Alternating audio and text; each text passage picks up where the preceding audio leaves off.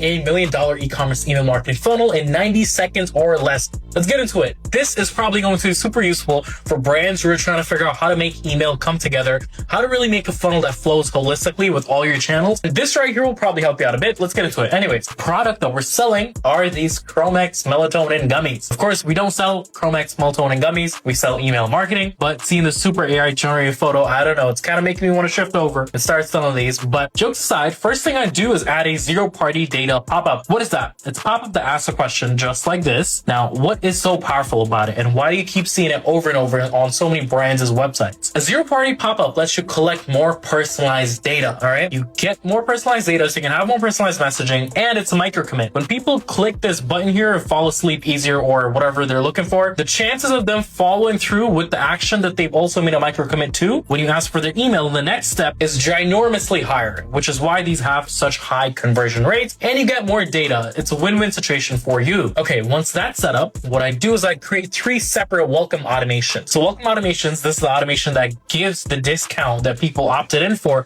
in the first place, and it'll be a series of 4 to 7 emails where people exit the welcome automation once they place an order. These 3 separate welcome automations would be placed on each choice, right? If someone clicked fall asleep easier, the welcome automation would be much more tailored to people who would like to fall asleep easier. So we're really hitting their problems within our messaging and making it super personalized. For people who click manage sleeping disorders, this would be people who are looking at sleep a lot more seriously. So our messaging would be a lot more serious, a lot more helpful, maybe not as funky, not as humorous, etc. We tailor it to each choice that people made within this little pop-up. And lastly, a big chunk of people would still not buy off the welcome automation, and then they head into your campaigns. The reason you want a pop-up like this, which lets you collect data, is you have super personalized campaigns. Because remember, you have 3 separate segments here, literally telling you what people's pains are. Of course, I would recommend sending every single campaign based on 3 separate segments. It'd be very, very taxing for your team or yourself if you're doing it yourself. What I'd recommend is keeping general messaging for the campaigns overall, and then whenever you have sales or holidays, Black Friday, Cyber Monday, etc., really hone in, really work your butt off, and get those personalized emails up for each segment. They would convert much better, especially since you have a sale going on. That's about it. Pretty simple, but I guarantee this would be one of the highest converting funnels in all of e-commerce if it's truly dialed in. Thank you.